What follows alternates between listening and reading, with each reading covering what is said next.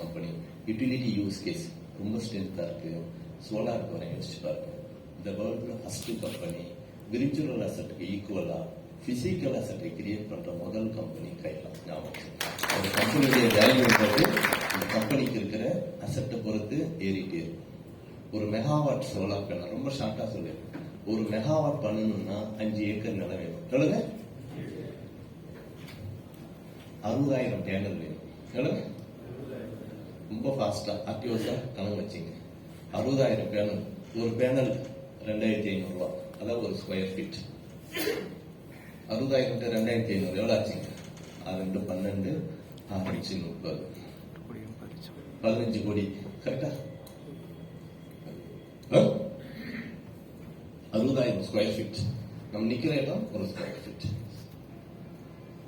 இந்த 60,000 square feet பேனலுக்கு பேக்ரவுண்ட்ல 5 ஏக்கர் நிலம் இருக்கு. இப்போ 1 மெகாவாட் பண்ணணும்னா 15 கோடி ரூபாய் வேணும். ஏன்னா ஒரு ஸ்கொயர் ஃபீட்டு 2,500 ரூபாய். அதாவது 1க்கு 1 ஒரு சோலார் பேனல், அதுக்கு ஒரு என்எஃப்டி. இப்ப இது ஒரு டேபிள் 6க்கு 4னா 24 ஸ்கொயர் ஃபீட். அப்ப என்னால ஒரு மெகாவாட் கரண்ட் உற்பத்தி பண்றதுக்கு என்னால 15 கோடி செலவு பண்ண முடியாதுன்னா நீங்க ஒரு பேனல் பை பண்ணிக்கலாம். மாசம் மாசம் நகை சீட்டு கட்டுற மாதிரி ஒவ்வொரு பேனலா பை பண்ணிட்டே வரலாம். இந்த ஒரு பேனல்ல என்ன கரண்ட் உற்பத்தி ஆகுதோ அது மாசம் மாசம் ஒர்க் பண்ணுவாங்க. கரெக்டா?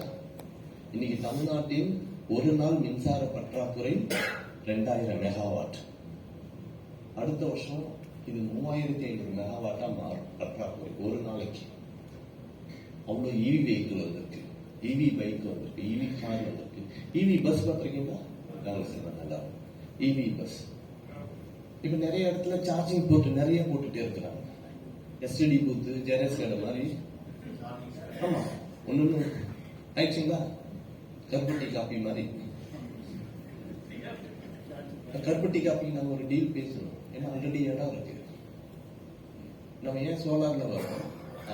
கரெக்டா சொல்லிருக்கோம். சோலார் யோசிப்பாங்க.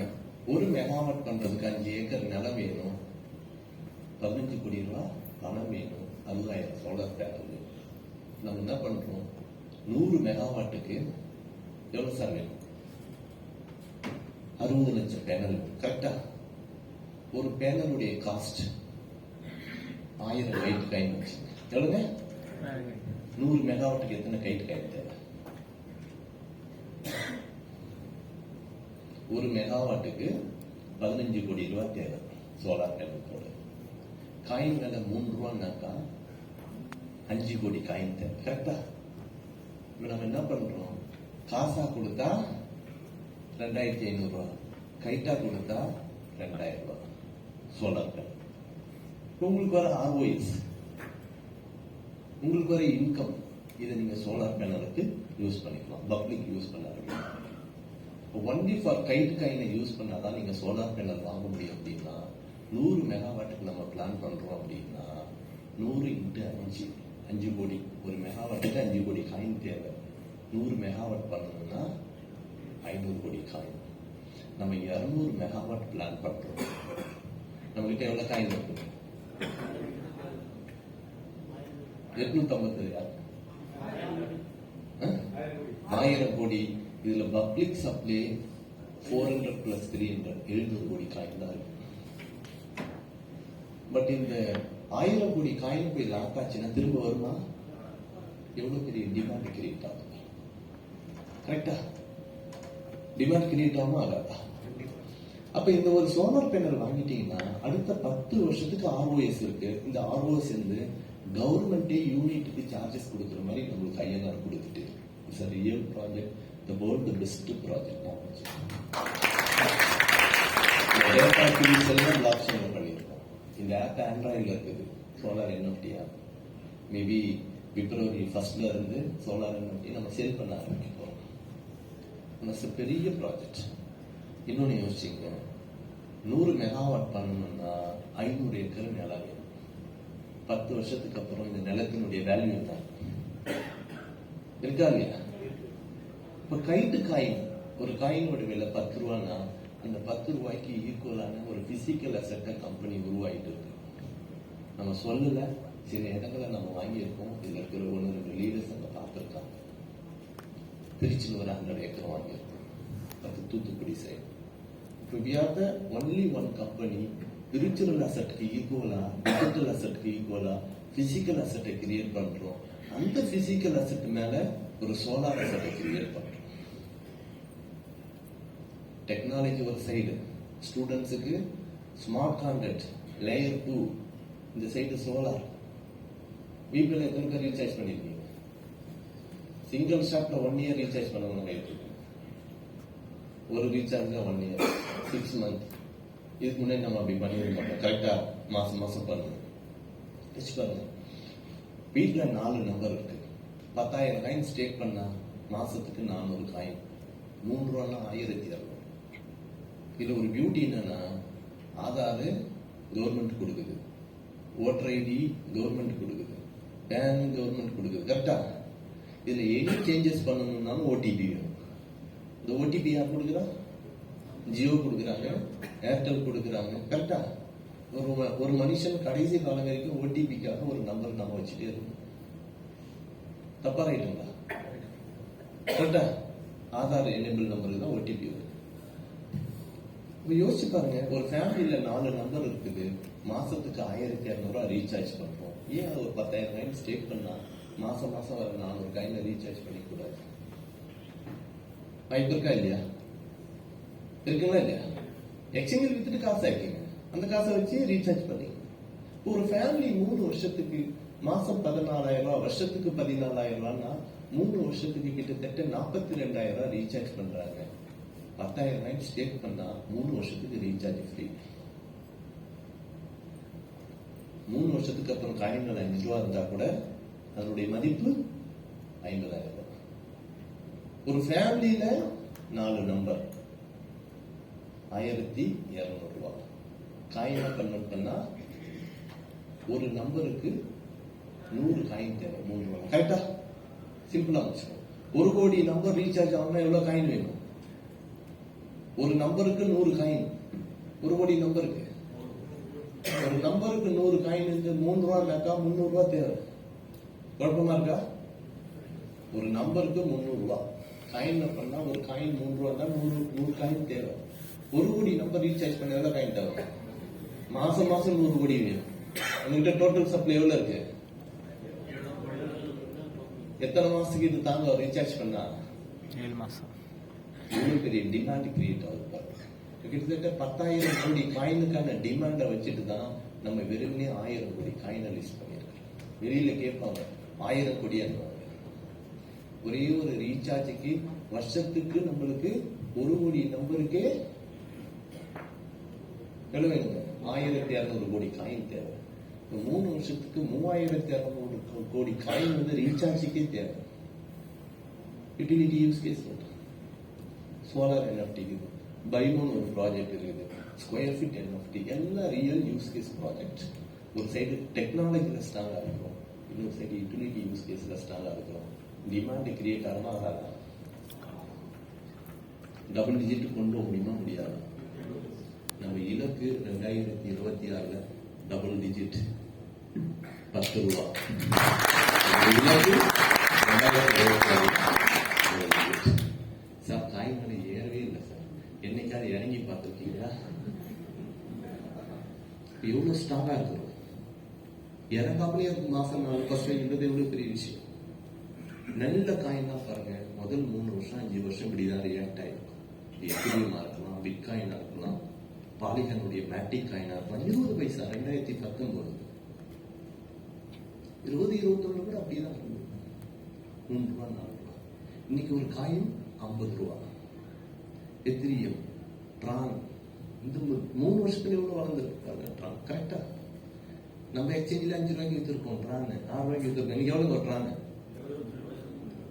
2023 நம்ம எக்ஸ்சேஞ்சில் 6 ரூபாய் 80 காசு நான் கொடுத்துருக்கேன். சப்ளை 1 மில்லியன் சப்ளை கொடுத்தேன் துபாயில இருந்து வாங்கி. இதெல்லாம் தாண்டி ஒரு எக்ஸ்சேஞ்சை ரன் பண்ணணும்னா ஒவ்வொரு காயினையும் மினிமம் ஸ்டாக் மெயின்டைன் பண்ணா கூட 50 காயினை மெயின்டைன் பண்ணா ஒரு காயினுக்கு 5 கோடியாக தேவை. மேட்டிக்னா 5 கோடி ரூபாய்க்கு காயின் வாங்கி வைக்கணும். ட்ரான்னா 5 கோடி ரூபாய்க்கு காயின் வாங்கி வைக்கணும். பிட்காயினை ட்ரேட் பண்றாங்க. குறைஞ்சது 50 கோடி 50 காயினா இருக்கணும் பிட்காயின். அப்போ ஒரு எக்ஸ்சேஞ்சுக்கு பின்னாடி எவ்வளவு பெரிய ஸ்டாக் சப்போர்ட். ஓன் எக்ஸ்சேஞ்ச் இருந்தாங்க. ஒரு எக்ஸ்சேஞ்ச் ஸ்டார்ட் பண்றதுக்கு எத்தனை 100 கோடி தேவைப்பட்டிருக்கும் யோசிச்சு பாருங்க. மளிகை கடை வாங்கி வைக்கணும். டெய்லி போய் வாங்கி தான் வைக்கணும். வித்துட்டு அந்த காசு லாபத்தை எடுத்துன்னு மீதி எடுத்து வாங்க. ஒரு பிட்காயின் உள்ள போயிட்டு வெளியில வருது. அதுக்கு ஒரு பிட்காயின் வாங்குறாரு 80 லட்சம் ரூபாய்க்கு. அவர் வாங்கும்போது நம்மளுக்கு இன்னைய விலைக்கு 11,000 ரூபாய் லாபம் கமிஷன் எக்ஸ்சேஞ்ச். நீங்க அதை நஷ்டத்துக்கு வித்தாலும் திரும்ப 11,000 ரூபாய் கமிஷன் கொடுப்பீங்க. ஒரு பிட்காயின் வெளியில போயிட்டு உள்ள வந்தா 20,000 ரூபாய் லாபம் இருக்கு எக்ஸ்சேஞ்சுக்கு கமிஷன். கரெக்டா? விற்கிறதுக்கு ஆள் இல்லை, ஆனா வாங்கறதுக்கு நீங்க வரீங்க. அப்ப சப்ளை எக்ஸ்சேஞ்ச் இருந்து கொடுத்தாங்க, ஸ்டாக் எக்ஸ்சேஞ்ச் இருந்து கொடுக்கணும். அந்த பிரைஸ் இன்டர்நேஷனல் ஈக்குவலா இருக்கணும். கரெக்டா? என்னடா இந்த எக்ஸ்சேஞ்சில் விற்கிறதுக்கே ஆள் இல்லை அப்படின்னு நீங்க போயிடுவீங்க பையர். இது மெயின்டைன் பண்ணுங்க. 50 பிட்காயின் எவ்வளவுங்க இன்னைக்கு? 40 கோடி ரூபா. ஒரு 10 லட்சம் மேட்டிக் வச்சிருந்தா என்ன ஆகுது? ஒரு 1000 எத்திரியம் வச்சிருந்தா அவங்களுடைய ஒர்த் எவ்வளவு இன்னைக்கு? 35 கோடி ரூபா. ஒரு எக்ஸ்சேஞ்ச் நடக்கணும்னா குறைஞ்சது ஒரு 500 கோடியாவது தேவை. யோசிச்சு பாருங்க, எத்தனை கோடி ரூபாயில இந்த எக்ஸ்சேஞ்சை உருவாக்கி ஓன் டெக்னாலஜியை உருவாக்கி நம்ம 2023 எக்ஸ்சேஞ்சை லான்ச் பண்ணியிருக்கோம். பல கோடிகளை இன்வெஸ்ட் பண்ணிட்டு தான் 80 பைசாக்கு முதல் காயின் பொதுமக்கள் பணத்துல நம்ம எதுவுமே எக்ஸ்பெக்ட். கரெக்டா? இன்னைக்கு பல எக்ஸ்சேஞ்சுகளை உருவாக்குற டெக்னிக்கல் பர்சன் நம்ம டோட்டலா எவ்வளவு கைட்டு காயின் சேல் ஆயிருக்குன்னு நினைக்கிறீங்க? 300 கோடி 400 கோடி 53 கோடி கைட்டு காயின் தான் வெளியில வந்தது. ஞாபகம் வச்சுங்க. அதுவே இந்த 1.5 வருஷத்துல 150% வளர்ந்துருக்கு. கரெக்டா? ஏன் இந்த சப்ளையை நாங்க கட்டுப்படுத்தி வச்சுக்கிறோம்? காயினை 10 ரூபாய்க்கு விற்கிறது ஆசைப்படுவோமா, 2 ரூபாய்க்கு விற்கிறது ஆசைப்படுவோமா? 10 ரூபாய்க்கு விற்கிறது என்ன பண்ணணும்? ப்ராஜெக்டர் பண்ணி டிமாண்டை கிரியேட் பண்ணாதான் 10 ரூபாய்க்கு விற்க முடியும். உங்களால 50 கோடி காயின்ல ஒரு டிமாண்டை கிரியேட் பண்ணலன்னா, டிமாண்டை கிரியேட் பண்ண முடியலன்னா 5000 கோடி காயின்ல உங்களால டிமாண்டை கிரியேட் பண்ணவே முடியாது. கைராணிக்கு அதெல்லாம் பண்ணிடுங்க. வெறும் 50 கோடி காயின் லீடர்ஸ் கிட்ட காயின் இல்லை விற்கிறது தெரியுமா? 2 லட்சம் காயின் லீடர்ஸ் கிட்ட காயின் இல்லை. யாராவது வச்சிருக்கீங்களா? 10,000 காயின் இல்லை. யோசிச்சு அப்ப என்ன பண்றோம்? கம்மி காயின்ல டிமாண்டை கிரியேட் பண்ணணும். சில கம்பெனி என்ன பண்றாங்க? அன்லிமிட்டட் சப்ளை எக்ஸ் டிஎக்ஸ் இந்த காயின் தான் சொல்றேன். எவ்வளவு சப்ளைன்னு தெரியாது. எனக்கு தெரிஞ்சு 8,000 9,000 கோடி காயின் வெளியில இருக்கு. நம்ம ஸ்கேன்ல போயிட்டு டாப் கிரிப்டோ ஸ்டேக் ஹோல்டர் போட்டீங்கன்னா நம்ம கம்பெனியுடைய வேலட்லாம் தெரியும். எவ்வளவு வேலட்ல எத்தனை கோடி காயின் இருக்குன்னு தெரியும். டோட்டல் காமிச்சிடும். எண்ணி பாத்தீங்கன்னா ஒரு காயின் கூட மிஸ் ஆகாது. டோட்டல் 1000 கோடி காயின் மட்டும் தான் இருக்கு. இப்போ ஒரு நிறுவனத்தால ஒரு ப்ராஜெக்டால முதல்ல 50 கோடி காயின்ல காயின் பிரைஸ் கீழே இறங்காம டிமாண்டை கிரியேட் பண்ண முடியலன்னா உங்களால 500 கோடி காயினுக்கோ 5000 கோடி காயினுக்கோ டிமாண்டை கிரியேட் பண்ணவே முடியாது. இதுதான் risk management, money management, tech, project, demand, supply எல்லாம் இதுக்குள்ள அடங்கியிருக்கு. காயின் அதெல்லாம் ரொம்ப பியூட்டிஃபுல்லா ரொம்ப தெளிவா அழகா பண்ணிட்டு நாங்க நினைச்சா 100-200 கோடி காயின் ஆஃபர் கொடுத்தா இன்னைக்கு அள்ளின்னு போயிடும். மாட்டீங்களா இல்லையா? அதை பண்ணல. கைதா முதல்ல உங்க காயின் விற்கணும். எப்ப என் காயினை விற்கிறதுக்கு நான் இன்னொரு ஆளை பிடிக்கணும்னு நினைக்கணுமோ அப்பயுமே அந்த கான்செப்ட் தவறு. எனக்கு வர காயினை நான் என்னுடைய பர்சனல் யூஸ் பண்ணிப்பேன்னா அதுதான் ப்ராஜெக்ட் சக்சஸ். எனக்கு ஆர்ஓஎஸ் வருது, ரீசார்ஜ் பண்ணிக்கிறேன். எனக்கு ஆர்ஓஎஸ் வருது, நான் பிக்னோட ப்ராடக்ட் வாங்கிக்கிறேன், கிராசரி வாங்கிக்கிறேன், இவி பில் கட்டுறேன், ஃபாஸ்டாக் பண்ணிக்கிறேன். அதுதான் சக்சஸ்.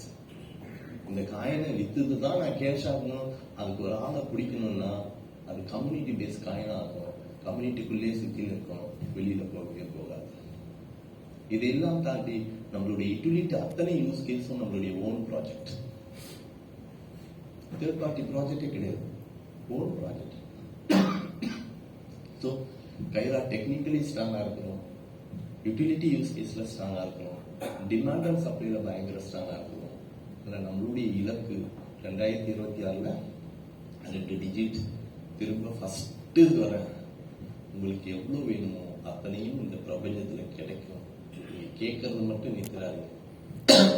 சாரி, தொடர்ந்து அதுக்கு மாறுபடும். எவ்வளோ பெரிய இலக்கு, பெரிய கனவுகள் எவ்வளோ இருந்தாலும் இதையெல்லாம் தாண்டி காயின்களை எங்களை பொறுத்த வரைக்கும் 5 ரூபாயே கம்மி பிரைஸ் ஞாபகம் வச்சுங்க. எங்களை பொறுத்த வரைக்கும் 5 ரூபாயே கம்மி பிரைஸ் தான். இப்போ எவ்வளோ இருக்குது? 1 ரூபாயில மிஸ் பண்ணிட்டுமே வருத்தப்படாது. கம்பெனியை பொறுத்த வரைக்கும் 5 ரூபாயும் கம்மி பிரைஸ் தான். அதனால நிறைய யூஸ் கேஸ் இருக்குது, யூட்டிலிட்டி யூஸ் கேஸ் இருக்குது. இது எல்லாம் கண்ணால பார்க்கக்கூடிய ப்ராஜெக்டா இருக்கும்.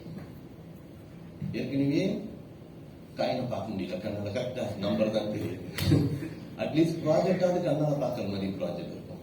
நான் ப்ரௌசர் பண்றேங்க, சேட் பண்றேன், கிளவுட் சர்வரை உருவாக்குறேன், டொமைனை உருவாக்குறேன். இந்த பிளாக் செயின் வச்சு நீங்க கிரிப்டோ வச்சுன்னா இது செட் ஆகாது, செட் ஆகாது. கரெக்டா இந்த காயினை வச்சு நான் ரீசார்ஜ் பண்ணணும்னா உங்களால கண்ணால பார்க்க முடியும். இவி பே பண்ணீங்க கண்ணால பார்க்க முடியும், ப்ராடக்ட் வாங்குறீங்க கண்ணால பார்க்க முடியும். இப்போ ரியல் யூட்டிலிட்டி யூஸ் கேஸ்ன்றது பிசிக்கலா தெரியும். ஸோ கைரா எடுத்துட்டு வருகிற அத்தனை ப்ராஜெக்டுமே ரியல் யூஸ் கேஸ் ப்ராஜெக்ட் இருக்கா? ப்ராஜெக்ட் வச்சிருக்கோம். திருநெல்வேலியில பிரான்ச் போட்டிருக்கோம். திருநெல்வேலி ஸ்டூடெண்ட்ஸை கூப்பிட்டு சென்னைக்கு வந்து இன்டர்ன்ஷிப் பண்ணணும்னா பெரிய சேலஞ்சஸ் இருக்கு. சேலம் பிரான்ச்சில் இருக்கிற பசங்களை சென்னைக்கு வாங்கினா பெரிய சேலஞ்சஸ் இருக்கு. சேலத்துல ஏன் பிரான்ச் போட்டிருக்கோம்? இங்க 100 கிலோமீட்டர்ல இருக்கிற காலேஜ் ஸ்டூடெண்ட்ஸ் இந்த ப்ராஜெக்ட் பண்ணணும். திருநெல்வேலியில இருக்கிற பசங்க 100 கிலோமீட்டர்ல அங்க பண்ணட்டும். மதுரையில போட்டிருக்கோம், திருச்சியில போட்டிருக்கோம், கோயம்புத்தூர்ல போட்டிருக்கோம், சென்னையில 2 இடத்துல இருக்குது, வேலூர் இருக்கு. வேலூர் பிரான்ச்சுக்காரெல்லாம் போயிருக்கீங்க. வேலூர், கோயம்புத்தூர், சேலம், நம்ம பிரான்ச் அத்தனை பிரான்ச்சையும் போய் பாருங்க. எல்லாம் மெயின் லொகேஷன்ல இருக்கும். சும்மா 10க்கு 20 இடம் கிடையாது. ஒன்னு குறைஞ்சது 1000 ஸ்கொயர் ஃபீட்டா இருக்கும். ஒரு ஐடி கம்பெனி எப்படி இருக்குமோ அதே மாதிரி தான் இருக்கும். இந்த நீங்க பிசினஸ் ஆஸ்பெக்ட்ல வாங்க.